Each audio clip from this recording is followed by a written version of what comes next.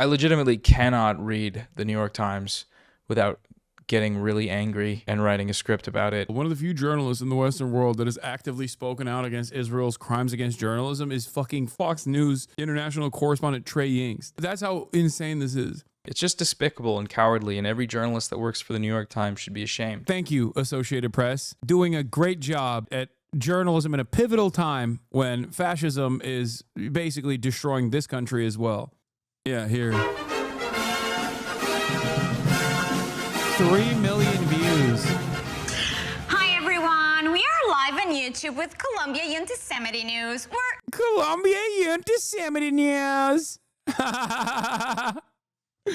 Oh God, I love fascist art, dude. So good. Let's get to Noah Samsen. Manufacturing consent for genocide. Israeli forces killed at least 9 Palestinians in Gaza in strikes on Saturday, according to the Gaza Health Ministry, the latest in a string of Israeli attacks on the enclave that have kept up despite a roughly 2-month-old truce with Hamas. Since the ceasefire went into effect in mid-January, the military has conducted constant strikes in Gaza. Hamas has claimed those attacks have killed more than 150 people since the truce took effect, at least some of them civilians. On Saturday, the Israeli military said it struck 2 militants who were operating a drone that posed a threat, and then struck a vehicle carrying others who had arrived to collect the drone operating equipment. It did not elaborate on how they posed a threat to Israeli troops. Oh, okay. Well, this would be good to lead with, I think, the fact that Israel gave no evidence or even explanation as to why they killed 9 Palestinians with an airstrike during a ceasefire. And yet, the New York Times reports it as if it's on par with the claims made by Hamas, claims which have evidentiary backing. So this is a good example of kind of one of the central issues in this coverage, which is that the claims from both Hamas and Israel are being given the same weight in this debate going on in the article, but only one of the figures cited here can actually be confirmed. When Hamas claims that 150 people have been killed, this is a statement of fact. Israel has killed over 150 Palestinians, the vast majority of whom are civilians, including a number of children. We have the names, the video and photographic evidence of their killings, and the medical record. Ismail Thawabte, the Director General of the Hamas-controlled government media office in Gaza. So when Palestinians report evidence, the New York Times makes sure to designate their status as a Hamas-controlled, Hamas being a U.S.-designated terrorist organization, mind you. Terrorists are controlling this government media office. That's the implication whenever they use. Oh, they're doing the Houthi-controlled hospitals now too, by the way. That's the new meta. Because liberal media basically, made this position the normal position. Like, there's no more like Gazan Health Ministry. It's Hamas-controlled Gazan Health Ministry. Now they started doing it under the Trump regime too. No, they're now saying Houthi-controlled health ministry. Tell me more about how different this is, Tell me more about how different liberal media is under the Trump administration. The Houthi rebel-run health ministry says the death toll from the U.S. strikes on Yemen has climbed to 31, including women and children. Fantastic. Thank you, Associated Press.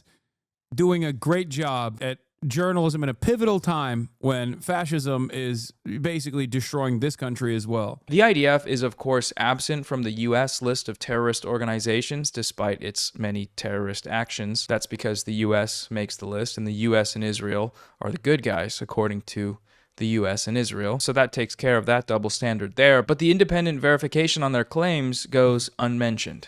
Interesting. Yeah. Oh, here's Felix's take to this. Replies are all people going, you're reporting the Houthi-run ministry's claims? This is why I fucking hate you, as if they didn't phrase it in that way just to discredit them without making any specific charges. A level below threatening to kill an actor who plays a bad guy. I hate Professor Snape. I hate him. He's a bad guy. I hate that guy. If I catch him in the wild, I'll show him what. Alan Rickman also based pro-Palestinian advocate, for the record.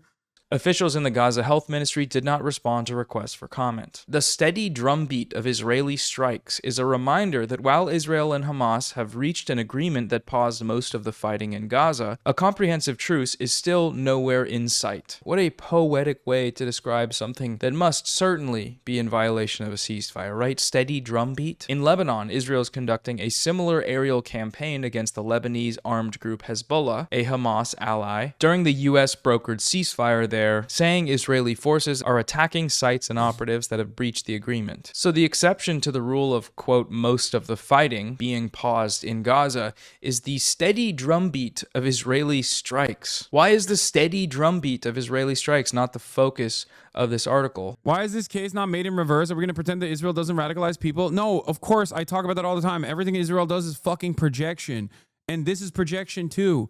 When you are the violent settler colony, you have to actively dehumanize the indigenous population that you're destroying and keeping subservient through militant action. And that is actually what's going on. Israel is the party that fucking constantly has to teach its children to hate the Palestinians. Because if they didn't, if they were honest about their treatment of Palestinians, then young generations of Israelis would be like, what the fuck are we doing? What the fuck are we doing? What is this shit? Of course, it's projection. It's pure projection. It's the state that has power that has to actively propagandize so that its citizens don't fucking rise up and say, what the hell are we doing? This is like insane levels of violence. Yeah. Here, who do you think? Who do you think is actively fucking dehumanizing Palestinians? Some Purim costumes from the Instagram story of photographer Alex Farfouri. That's a literal fucking baby. Another pager-themed Purim costume, because what's funnier than one of the biggest and most sadistic terror attacks in history? The war in Gaza began after Hamas's deadly October 7th attack on southern Israel, which killed about 1,200 people, mostly civilians, according to Israel's government. The New York Times, as most Western outlets do, choose to start the clock on this war on October 7th of 2023. Did anything happen before that could have led to the conditions that may have led to such an attack? Or any other options explored, perhaps even nonviolent ones by the people who undertook it to alleviate said conditions? What happened in the preceding 70 years? Was there a brutal occupation and a repeated campaigns of ethnic cleansing, a medieval siege controlling everything that goes in and out of the Gaza Strip, repeated high-tech massacres of innocent civilians in Gaza, massacres Israel itself refers to as mowing the lawn? Is any of that relevant? Who knows? Definitely not the New York Times. The Israeli attacks in Gaza are characterized by an extremely high civilian casualty ratio in comparison with other armed conflicts in the last decades. As of January 2025, 15 months into the attacks, over 46,000 persons have been killed by Israeli forces in Gaza. Some 24,000 out of the 40,000 who have been identified are women, children, and older persons, making almost 59% of the identified fatalities. The ISF claimed in October 2024 that it had killed about 17,000 Hamas operatives and members of other armed groups. Given that the number of adult male fatalities since October 7th has been around 16,000, this would mean that the ISF considers all adult male Palestinians in Gaza to be members of armed groups and so legitimate targets. So even if the total number of male deaths were 16,000, 4,000 less than what the New York Times is so graciously quoting the IDF as saying, that still means that there are no innocent men in Gaza. The IDF has repeatedly egregiously lied about the ratios of combatants to civilians killed. The evidence we do have, far from being the most moral army in the world, it's like the least moral army in the world by a long shot, the army that committed and is currently committing genocide. That's another thing that goes completely unmentioned in this article is the whole genocide thing. Who cares about that though? That's just a bunch of independent human rights organizations. The only credible sources on the matter are the IDF, I guess. There's certainly no conflict of interest there in citing them. Israeli leaders say they will not end the war against Hamas until they topple the group's rule in Gaza and the territory no longer poses a threat to Israel. Hamas has shown some willingness to give up civilian governance in Gaza, but has drawn a red line on disbanding its battalions of armed fighters. How rude of them to refuse to disband their military capabilities. It's not like that's some recognized right under international law for an occupied group of people. Dicks. Israel and Hamas are supposed to be negotiating the next steps in the ceasefire agreement, which would involve a permanent end to the war, the release of the remaining living hostages, and a full withdrawal of Israeli forces from Gaza. Mediators, including the United States, Qatar, and Egypt, have made little headway so far, given the entrenched disagreements between the two sides. Yeah, entrenched disagreements. Both sides have those for sure. Could there be any valid reasons for disagreement among one of the two parties? Perhaps the violations of the ceasefire that you just spent an entire article describing, could that have anything to do with these alleged disagreements from both sides? I legitimately cannot read the New York Times without getting really angry and writing a script about it. Israeli forces remain deployed in a buffer zone inside Gaza and along the Philadelphia corridor, which runs along Gaza's border with Egypt. Under the terms of the ceasefire, Israel was supposed to have withdrawn from the Philadelphia corridor by mid-March. Oh, that's good. Thanks for the heads up. So they also are violating the ceasefire in another way, on top of the steady drumbeat of attacks. Thanks for letting us know, I guess, at the very last sentence of the article. Really cool. So what do we notice from this article here? Overall, it's just a masterclass in manufacturing consent. The New York Times passively reports clear evidence of Israel's ceasefire violations while weighing them against Israel's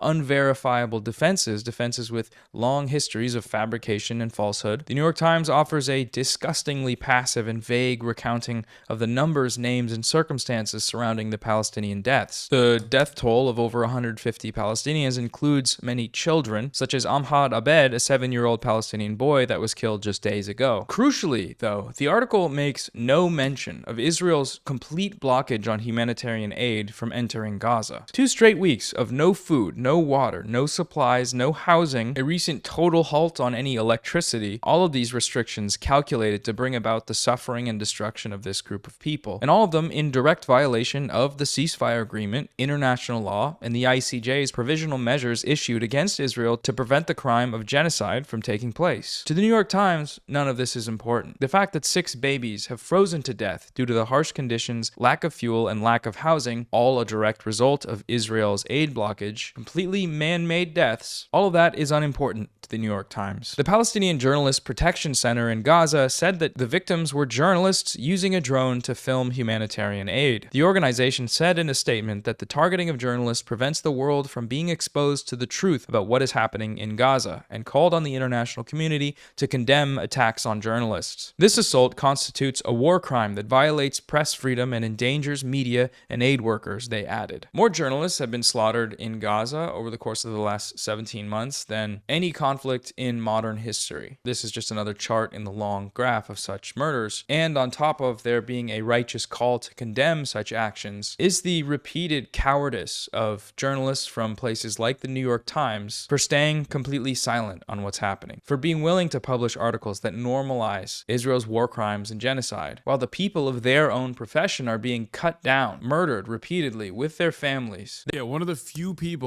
journalists in the Western world that has actively spoken out against Israel's crimes against journalism is fucking Fox News international correspondent Trey Yingst.